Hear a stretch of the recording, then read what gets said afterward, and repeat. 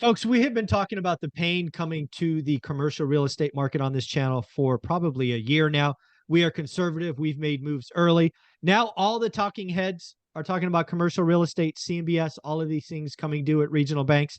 So what we're going to do here is we're going to talk about what the incoming $1.5 trillion in loan resets or maturity is.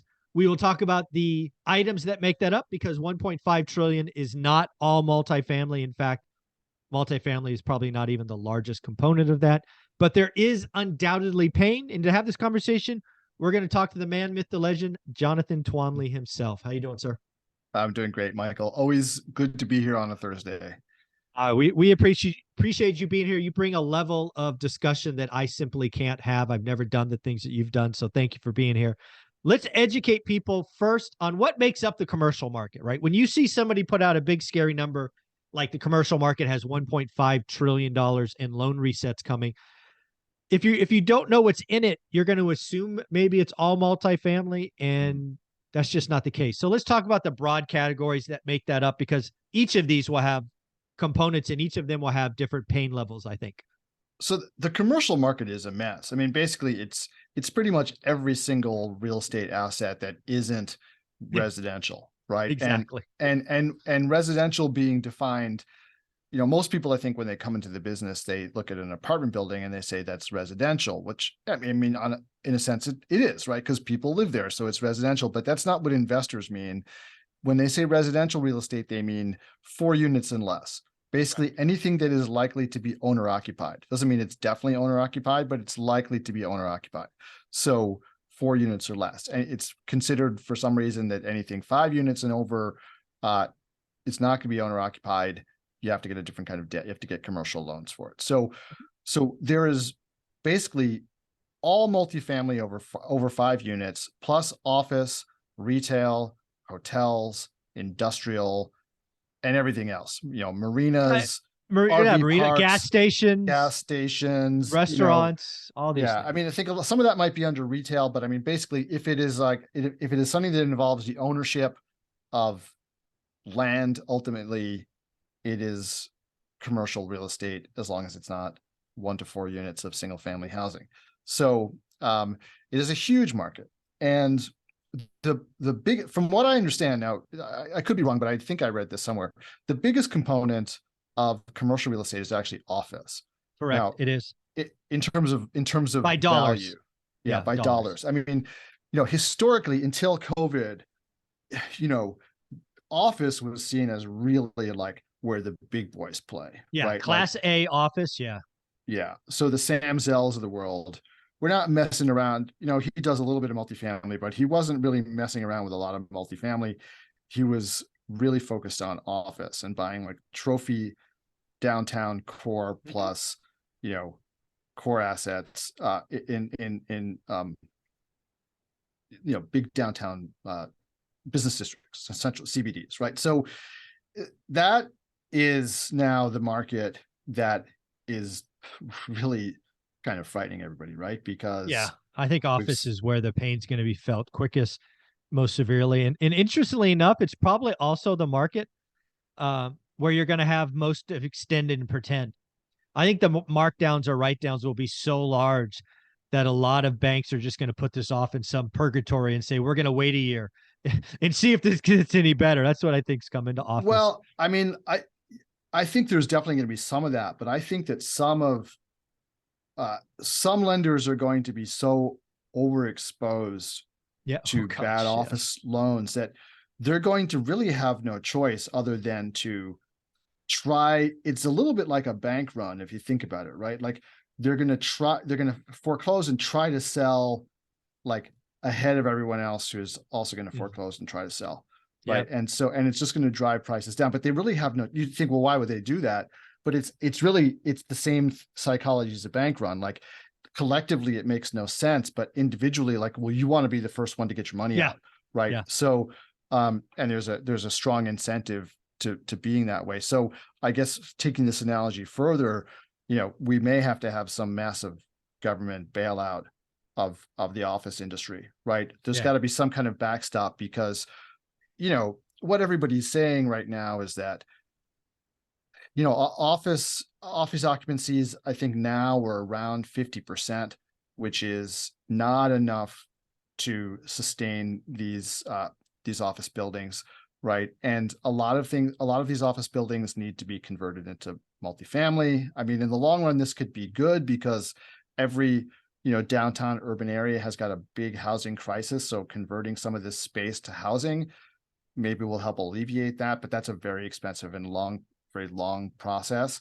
I think, you might just have a lot of banks like kind of sharing the pain with the owners in the sense that they write down, or they do partial write downs, right? Rather or an than equity foreclose. raise. Yeah. Or they do something, I think some banks may wind up, sort of packaging something and securitizing some form of equity, because they don't want to be like equity holders, but Right. they may need to convert some of the debt into equity without foreclosing on the property, because a foreclosure would, result in a sale, which will be public, and then write down the property. So, and then cause the whole thing to cascade. So I think you may wind up with some kind of like partial conversions, and then the banks will kind of sell those on to hedge funds at some discount. And, you'll wind up with a huge transfer of property ownership and wealth from, the people who used to own offices to the people who are going to buy them for the purposes of converting them, or what have you. Right. Yeah. So, I certainly do not want to see any kind of bailouts on this. Again, I'm very anti. Part of the capitalist system is losses or pain. I do think banks will be forced to get creative. I think that's really what you're talking about. Maybe they take a write down, but they have an equity kicker or something of that nature, post. But yeah, there's undoubtedly office is going to feel the pain. And I actually think it's a little bit worse than that. I think what will happen is we will have winners and losers. What do I mean by that? I think what's going to happen with the banks is there's going to be some cities, San Francisco being the most clear example, where they dump. And then other markets like maybe Texas somewhere, or Florida, where they're like, okay, we can extend and pretend, let's buy a couple of years and see if we can inflate into this. But yeah, back to your kind of analogy, I think a few cities are going to crack, and then everybody will dump. They'll just kind of rush to that. And again, that means a lot of pain for San Francisco, but it also means at the end of this, we could be watching the next Sam Zell, who was called the grave dancer for what he did in the early 80s with RTC, Resolution Trust Company. There will be someone, and probably several someone's dumpster diving in San Francisco that in a decade will look like a genius. That's just part of the process. But yeah, I think office, but there's a lot of pain coming. There's the thing that drives me crazy, and we'll probably get into this a little bit more in video number 3. And we've said it before, and now others are catching on. In the commercial space, the commercial market the last 2 years got high on its own supply and started repeating the same idiotic mistakes of 05 and 06 in residential. What were those? Shorter and shorter debt, interest-only options to make the numbers work. You had to beat up your spreadsheet, and unrealistic expectations at historically low cap rates. And those variable rate debt. Variable rate debt. It's all the same nonsense. You and I called this 9 months ago. I think we had a video on it. Commercial is going to break because of this. And it's all bad. Overpaid. And there's so many LPs that are done. Did you see Oklahoma City? I posted this on Twitter and talked about it on the Daily Financial News. Oklahoma City rents down 15%. This is for what? For multifamily. Really? I down missed that one. 15%. That's astonishing. Guess what happens to your value if that number is true? Crushed. Yeah, I mean, we've been through that. That's crazy. I'm going to go when we get off the call. I'm going to go look at that. But I think it was Real Deal. It said Oklahoma City down 15, Phoenix down 6, Austin down 5. Those were the 3 big markets. They listed the top 10. It's interesting that Oklahoma would be there, because Oklahoma is never on the list of like the boomy, and I mean it's connected to energy, right? So it always has a little bit of the boomy and bust thing, but it hasn't really been on a lot of people's radar, mine included, as a place that got overbuilt in this cycle, right? And I guess it's just one of those markets that sort of floated below the radar. and the local I can tell investors you saw what was exactly going what on. happened. So Yeah. again, I talk about real estate every day. For the first 3 years of this channel, Oklahoma City was never on the radar. The last 9 months of 2022, it was where all of these rookie syndicators were going because the numbers appeared better than anywhere else. There was a lot of bad deals done in Oklahoma City, and I promise you, their sellers were laughing. It's a hard market. It's got a lot of weather stuff. And yeah, it ran up, and then 15% drop in rent year on year. Wow. Just wild. So I do want to just return really briefly to something you mentioned a minute ago about bailouts, though. And I'm with you, generally speaking, that I'm not really crazy about bailouts, but I mean, sometimes they're just systemically necessary. And I think in the case of office, it's a little bit different from like, hey, we're going to bail out people who did stupid stuff. Like the office owners didn't actually do anything stupid, right? They just got smacked upside the head by something that came out of left field, right? And changed the business overnight. So I think I feel like a little bit less like feeling the need to punish them for bad decision making when they didn't make bad decision making, and especially if it's going to have some kind of like really like potentially catastrophic systemic effect on the banking business or what have you. So I think we may be in one of those situations where it could be it's kind of tough. I mean, essentially what you're saying, not to put words in your mouth, but just to relate it to the audience, is basically what you want to do is use the Fed's balance sheet to take over these assets at some markdown number, hold them for years, and then sell them in the future for a profit. This is essentially what TARP did, right? TARP was profitable. It was. The balance sheet was used. It was held. Time got better. The government and thus the U.S. taxpayers made money. I get it. I understand. Yeah. And it may go that way, but that goes against not a big fan. But yet it may be so systemic. It may be so bad. And again, the government, if they did that, they'll make money. They'll take the mark. They'll get a discount. They'll sell it to some operator who gets paid to convert. They'll convert. They'll get the equity upside. You'll get more living space in downtown San Francisco, which has been cried for 50 years. The government will make money because their balance sheet was used. I mean, I understand, but that doesn't mean I like it very much. Yeah, I mean, you don't have to like it. No, that's true. I mean? No, believe me, there's lots of stuff that goes on I don't like. Yeah, I mean, it's in an ideal world we wouldn't have this happen. But I kind of, but this isn't really an ideal world. Yeah, and look, the people who will bear the pain are the owners at the end of the day. Oh, no question. So it's not. They won't get the equity kicker. No, they'll right. Be it's out. not like the taxpayers are going to be paying them their profit. I mean, there's going to be a lot of pain. No, but for them, for sure. But I like I said, I do feel a little bit like less upset about something like that in a situation like this, where it's like nobody's at fault. Although obviously you can always make the argument, well, look, you're in business, you take the risk, right? This, including the risk of a black swan event, right? So that's, I guess it's just a philosophical difference. But that's where I think it's going to go. I think we're going to have no choice, that there's going to have to be some kind of intervention, in this market to prevent, like a collapse, just a cascading collapse. Yeah. So again, I think if it happens in one city like San Francisco, the pain can be felt. But if that cascades, and then again, pick on New York because that's where you are, and then that rolls to Detroit, that then rolls to I understand. To your point, doesn't mean I have to like it. I like that. But again, the problem with commercial we've been highlighting is the debt structure. Yeah, folks, it's always the debt structure that gets you. There are things in commercial loans, whether it be covenants. Let's talk about covenants, right? You could be in a loan with a 5-year term, and at year 2, there may be a covenant that you have broken where technically the lender could do things, right? That doesn't happen in residential. That doesn't happen in a house. So talk about things like that. And that's, some of those things could really happen. Yeah, well, actually, just want to make one more point about office, though, which is that office, actually, one of the reasons why office has always been regarded as like the blue chip, thing to invest in is also because the debt tends to be very conservative on office. Like they're not giving you 65% LTV, not 75. Yeah, they're not giving you 80% and then you're going and sticking pref equity on top of it and all this sort of nonsense, right? I mean, these are investments that they're going in at 60%, right? So there's a big equity cushion there, which now they're even blowing through that. That's the thing that's just astonishing. That's the problem.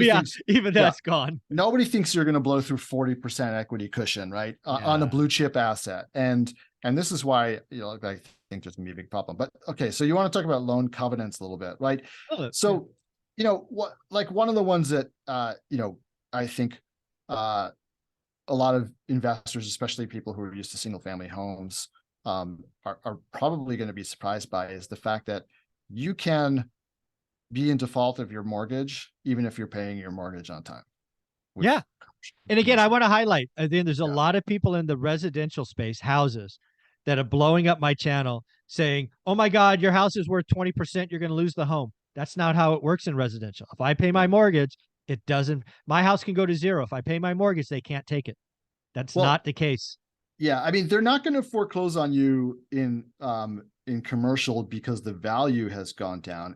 But there are other things that can happen where you can still be paying your mortgage and still be in technical violation of your loan covenant. So for instance, like you have to provide financial statements for your guarantors every year, right? And if you don't provide those financial statements, you could be in technical default of your loan, right?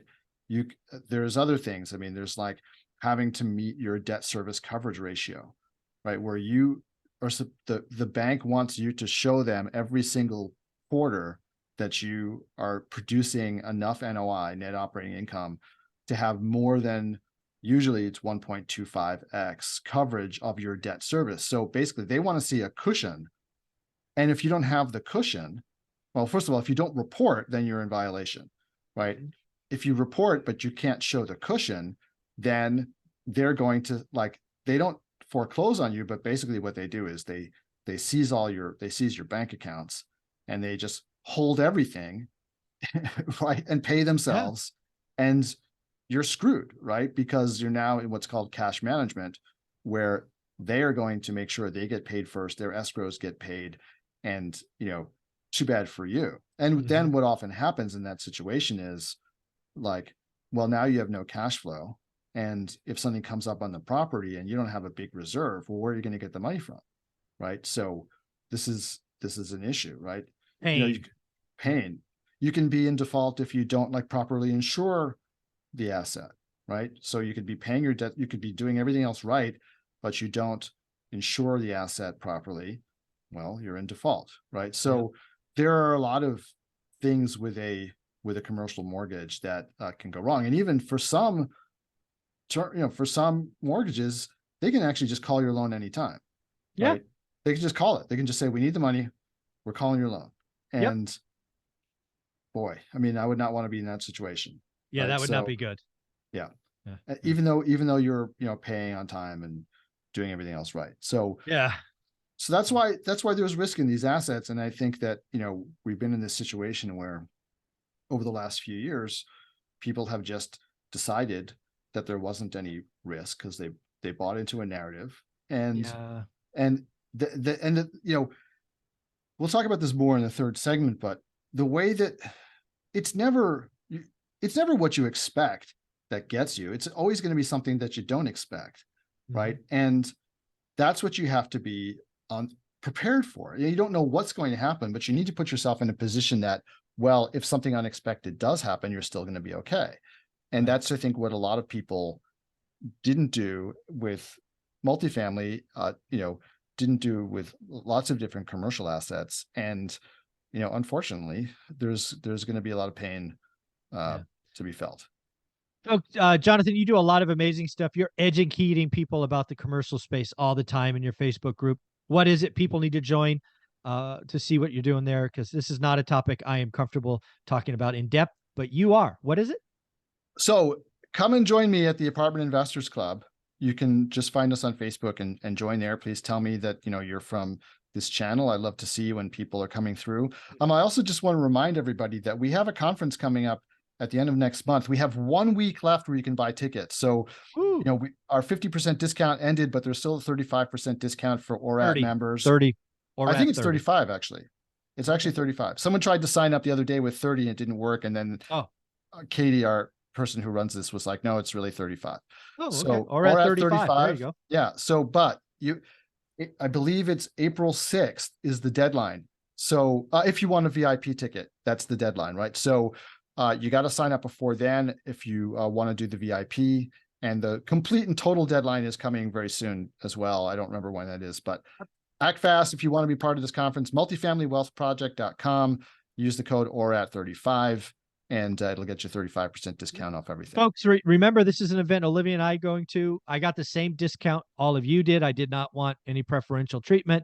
I did get the VIP ticket.